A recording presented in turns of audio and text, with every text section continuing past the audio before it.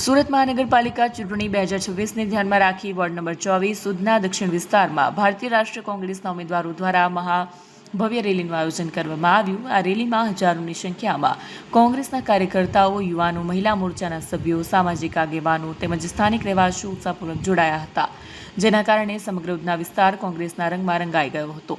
મહારેલી ઉધનાના વિવિધ વિસ્તારોમાંથી પસાર થઈ રહી હતી, જેમાં લોકો સ્વયંભૂ રીતે જોડાતા રહ્યા હતા। પરિવર્તન લાવો, કોંગ્રેસને જીતાડો જેવા ગાજતા સૂત્રોચ્ચાર વચ્ચે સમગ્ર વાતાવરણ રાજકીય ઉર્જાથી છલકાયું હતું।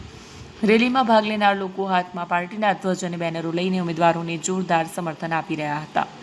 રેલી દરમિયાન સામાજિક આગેવાનો અને સ્થાનિક પ્રતિષ્ઠિત લોકો પણ કોંગ્રેસના સમર્થનમાં આગળ આવ્યા, જેનાથી પક્ષને વધુ મજબૂતી મળી છે। મહિલા અને યુવાનોની નોંધપાત્ર હાજરીએ રેલીને વધુ પ્રભાવશાળી બનાવી। આ મહારેલીને લઈને ઉધના દક્ષિણ વિસ્તારમાં ચૂંટણીનો માહોલ ગરમાયો છે અને કોંગ્રેસ દ્વારા સત્ય પ્રદર્શન કરાતા વિરોધ પક્ષો માટે પડકાર ઊભો થયો છે। સ્થાનિક રાજકીય વિશ્લેષકોના મતે આ પ્રકારની વિશાળ રેલી આવનારી ચૂંટણીમાં પરિણામોને અસર કરી શકે છે। આ રીતે વોર્ડ નંબર 24 ઉધના દક્ષિણમાં યોજાયેલી કોંગ્રેસની મહારેલીએ ચૂંટણી પહેલા રાજકીય દ્રશ્યમાં નવી ચેતના ફૂંકી છે।